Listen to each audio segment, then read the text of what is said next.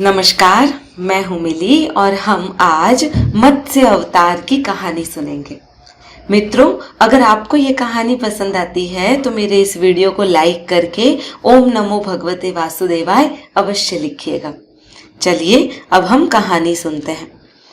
मत्स्य अवतार भगवान विष्णु का प्रथम अवतार है। मछली के रूप में अवतार लेकर भगवान विष्णु ने एक ऋषि को सब प्रकार के जीव जंतु एकत्रित करने के लिए कहा और पृथ्वी जब जल में डूब रही थी तब मत्स्य अवतार में भगवान ने उस ऋषि की नौका की रक्षा की। इसके पश्चात ब्रह्मा ने पुनः जीवन का निर्माण किया। एक दूसरी मान्यता के अनुसार एक राक्षस ने जब वेदों को चुराकर सागर की अथाह गहराई में छुपा दिया था तब भगवान विष्णु ने मत्स्य रूप धारण करके वेदों को प्राप्त किया और उन्हें पुनः स्थापित किया। चलिए पूरी कहानी अच्छे से सुनते हैं। एक बार ब्रह्मा जी की असावधानी के कारण एक बहुत बड़े दैत्य ने वेदों को चुरा लिया। उस दैत्य का नाम हयग्रीव था। वेदों को चुरा लिए जाने के कारण ज्ञान लुप्त हो गया था। चारों ओर अज्ञानता का अंधकार फैल गया और पाप तथा अधर्म का बोलबाला हो गया था। तब भगवान विष्णु ने धर्म की रक्षा के लिए मत्स्य रूप धारण करके हयग्रीव का वध किया और वेदों की रक्षा की। भगवान ने मत्स्य का रूप किस प्रकार धारण किया, इसकी एक बहुत ही अच्छी विस्मयकारिणी कथा है। चलिए उसे भी सुनते हैं। कल्पांत के पूर्व एक पुण्यात्मा राजा तप कर रहा था। राजा का नाम सत्यव्रत था। सत्यव्रत पुण्यात्मा तो था ही, बड़े उदार हृदय का भी था। प्रभात का समय था, सूर्योदय हो चुका था। सत्यव्रत कृतमाला नदी में स्नान कर रहा था। उसने स्नान करने के पश्चात जब तर्पण के लिए अंजलि में जल लिया तो अंजलि में जल के साथ एक छोटी सी मछली भी आ गई। सत्यव्रत ने मछली को नदी के जल में छोड़ दिया। मछली बोली, राजन, जल के बड़े बड़े जीव छोटे छोटे जीवों को मारकर खा जाते हैं। अवश्य कोई बड़ा जीव मुझे भी मारकर खा जाएगा। कृपा करके मेरे प्राणों की रक्षा कीजिए। सत्यव्रत के हृदय में दया उत्पन्न हो गई। उसने मछली को जल से भरे हुए अपने कमंडलू में डाल दिया। तभी एक आश्चर्यजनक घटना घटी। एक रात में मछली का शरीर इतना बढ़ गया कि कमंडलू उसके रहने के लिए छोटा पड़ने लगा। दूसरे दिन मछली सत्यव्रत से बोली, राजन, मेरे रहने के लिए कोई दूसरा स्थान ढूंढिए, क्योंकि मेरा शरीर बढ़ गया है। मुझे घूमने फिरने में बड़ा कष्ट हो रहा है। सत्यव्रत ने मछली को कमंडलू से निकालकर पानी से भरे हुए मटके में रख दिया। यहाँ पर भी मछली का शरीर रात भर में ही मटके में इतना बढ़ गया कि मटका भी उसके रहने के लिए छोटा पड़ गया। दूसरे दिन मछली पुनः सत्यव्रत से बोली, राजन, मेरे रहने के लिए कहीं और प्रबंध करो ना, क्योंकि मटका भी मेरे रहने के लिए छोटा पड़ रहा है।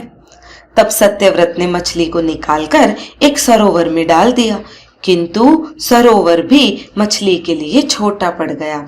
इसके बाद सत्यव्रत ने मछली को नदी में और फिर उसके बाद समुद्र में डाल दिया। आश्चर्य, समुद्र में भी मछली का शरीर इतना बढ़ गया कि मछली के रहने के लिए वह छोटा पड़ गया था। अतः मछली पुनः सत्यव्रत से बोली, राजन, यह समुद्र भी मेरे रहने के लिए उपयुक्त नहीं है। मेरे रहने की व्यवस्था कहीं और कीजिए। अब सत्यव्रत विस्मित हो उठा। उसने आज तक ऐसी मछली कहीं नहीं देखी थी। वह विस्मय भरे स्वर में बोला, मेरी बुद्धि को विस्मय के सागर में डुबो देने वाले आप कौन हैं? मत्स्य रूपधारी श्री हरि ने उत्तर दिया, राजन, हयग्रीव नाम के दैत्य ने वेदों को चुरा लिया है। जगत में चारों ओर अज्ञान और अधर्म का अंधकार फैला हुआ है। मैंने हयग्रीव को मारने के लिए ही मत्स्य का रूप धारण किया है। आज से 7वें दिन पृथ्वी प्रलय के चक्र में फिर जाएगी। समुद्र उमड़ उठेगा। भयानक वृष्टि होगी, सारी पृथ्वी पानी में डूब जाएगी। जल के अतिरिक्त कहीं कुछ भी दृष्टिगोचर नहीं होगा।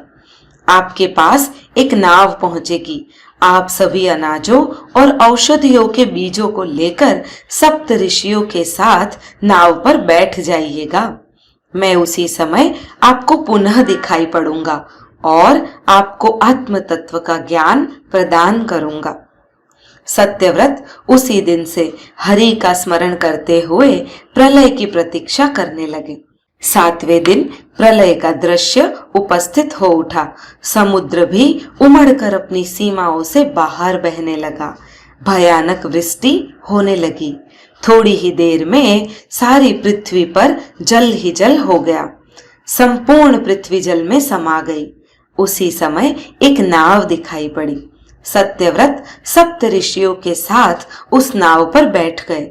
उन्होंने नाव के ऊपर संपूर्ण अनाजों और औषधियों के बीज भी भर लिए थे। नाव प्रलय के सागर में तैरने लगी। प्रलय के उस सागर में उस नाव के अतिरिक्त कहीं पर भी कुछ भी नहीं दिखाई दे रहा था। सहसा मत्स्य रूपी भगवान प्रलय के सागर में दिखाई पड़े। सत्यव्रत और सप्त ऋषिगण मत्स्य रूपी भगवान की प्रार्थना करने लगे। भगवान से आत्मज्ञान पाकर सत्यव्रत का जीवन धन्य हो गया। वे जीते जी ही जीवन मुक्त हो गए। प्रलय का प्रकोप शांत होने पर भी मत्स्य रूपी भगवान ने हयग्रीव को मारकर उससे वेद छीन लिए। भगवान ने ब्रह्मा जी को पुनः वेद दे दिए। इस प्रकार भगवान ने मत्स्य रूप धारण करके वेदों का उद्धार तो किया ही, साथ ही संसार के प्राणियों का भी अमित कल्याण किया। तो अगर मित्रों आपको ये वीडियो पसंद आया हो तो कमेंट में ओम नमो भगवते वासुदेवाय अवश्य लिखिएगा। और हाँ, वीडियो अगर अभी तक सब्सक्राइब नहीं किया है तो कर दीजिए, लाइक करना ना भूलें। एक और विनती है मेरी, आप ये जो कहानी है ना अपने बच्चों को जरूर सुनाइएगा। बच्चों को विष्णु के सारे अवतारों के बारे में पता होना चाहिए। इसीलिए धन्यवाद।